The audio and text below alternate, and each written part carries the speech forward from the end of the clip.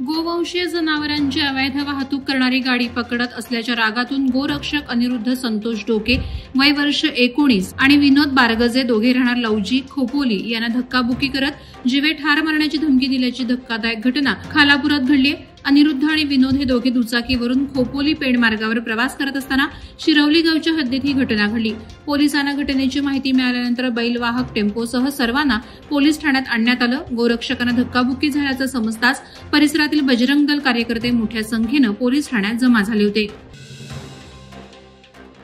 बदलापुरातून जाणाऱ्या बडोदा JNPT महामार्गाच्या भूसंपादनात जागा मालक असलेल्या आदिवासींची आर्थिक फसवणूक झाल्याचा प्रकार समोर आलाय। या प्रकरणी बदलापूर ग्रामीण पोलिसांनी गुन्हा दाखल करत 4 आरोपींना अटक केली असून यामध्ये सध्या शिवसेना शिंदे गटात असलेले रायगड जिल्हा परिषदेचे माजी अध्यक्ष सुरेश टोकरे आणि राष्ट्रवादी अजित पवार गटात असलेले नेरळ ग्रामपंचायतीचे माजी सरपंच भगवान चंचे यांचाही समावेश असल्यानं खळबळ माजली।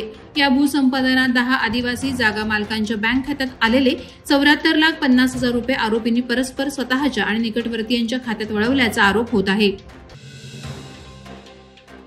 पनवेल तालुका पोलीस ठाणे कार्यक्षेत्रात यज्ञ अपार्टमेंट डेरवली गाव येथे पार्क करून ठेवलेली महिंद्रा पिकअप क्रमांक MH46E3950 ही अज्ञात चोरट्यानं चोरी करून नेल्याची तक्रार पनवेल तालुका पोलीस ठाण्यात नोंदवण्यात आली होती।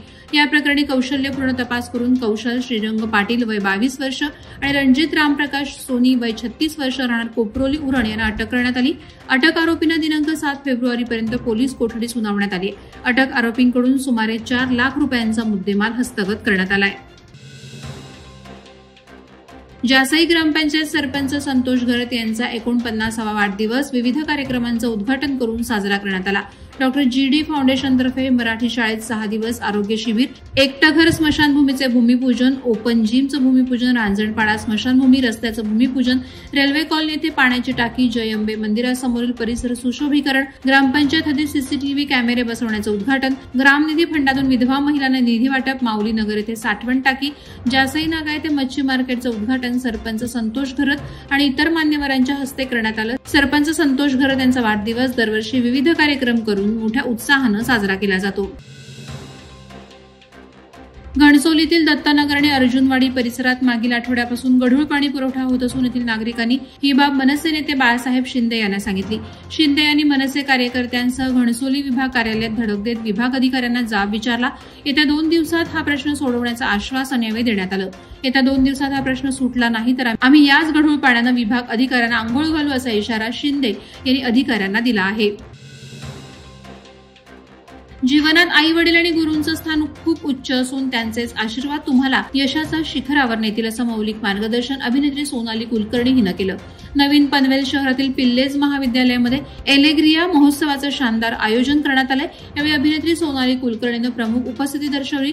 यावेळी तिनं महाविद्यालयाचं विशेष कौतुक केलं। विद्यार्थ्यांनी आपली कला कौशल्य दाखवत अप्रतिम नृत्य सादर केलं। जजेस म्हणून अभिनेत्री सोनाली कुलकर्णी यांनी या मुलांनी सादर केलेल्या नृत्याचं तोंड भरून कौतुक केलं। या कार्यक्रमाला प्रचंड गर्दी होती।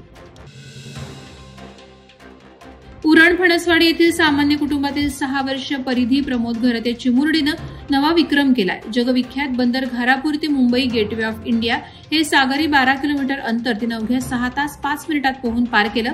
परिधी उरण एज्युकेशन स्कूलमध्ये इयत्ता 1ली मध्ये शिकत असून तिला पोहण्याची आवड आहे। प्रचंड मेहनत आणि जिद्दीच्या जोरावर तिनं हा विक्रम केला असून परिधीनं कोवळ्या वयातच आपलं नाव उज्ज्वल केलं असल्याची भावना पालकांनी व्यक्त केली आहे। तर परिधीनं पुढे जाऊन आणखी मोठ्या विक्रमांना गवसणी घालायची असल्याचं म्हटलं आहे।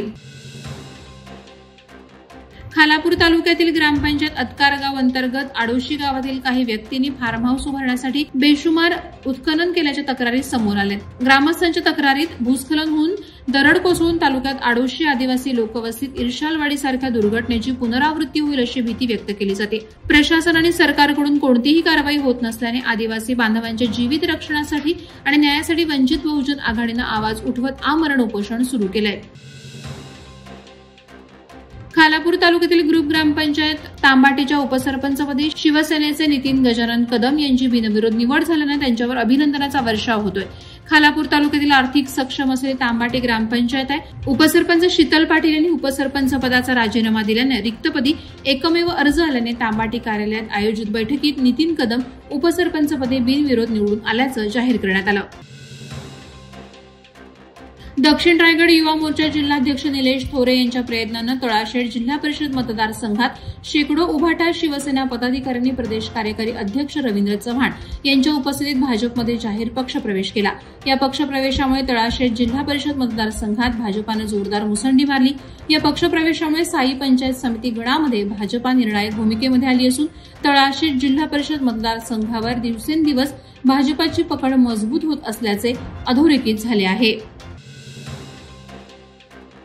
एनसीसी डे निमित्त खोपोली येथील केएमसी महाविद्यालयात 5 Maha girls BN NCC Mumbai group A च्या वतीनं विविध कार्यक्रमांचं आयोजन करण्यात आलं होतं।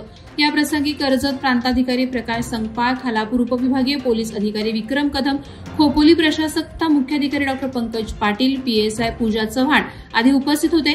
एनसीसी कॅडेटने साकारलेल्या विविध कलाकृती पाहत प्रमुख पाहुण्यांनी विद्यार्थ्यांचं कौतुक केलं। कोणत्याही क्षेत्रात जा, पण ज्या क्षेत्रात जाल त्या क्षेत्रात सर्वोत्तम होण्याचा प्रयत्न करा, असं आवाहन यावेळी प्रांताधिकारी प्रकाश संगपाळ यांनी केलं। वादळवारा लाईव्हसाठी न्यूज ब्युरो, रायगड। नवी मुंबई व रायगड जिल्ह्यातील ताज्या बातम्या आणि घडामोडींसाठी सबस्क्राईब करा वादळवारा लाईव्ह चॅनल आणि दाबा बेल आयकॉन।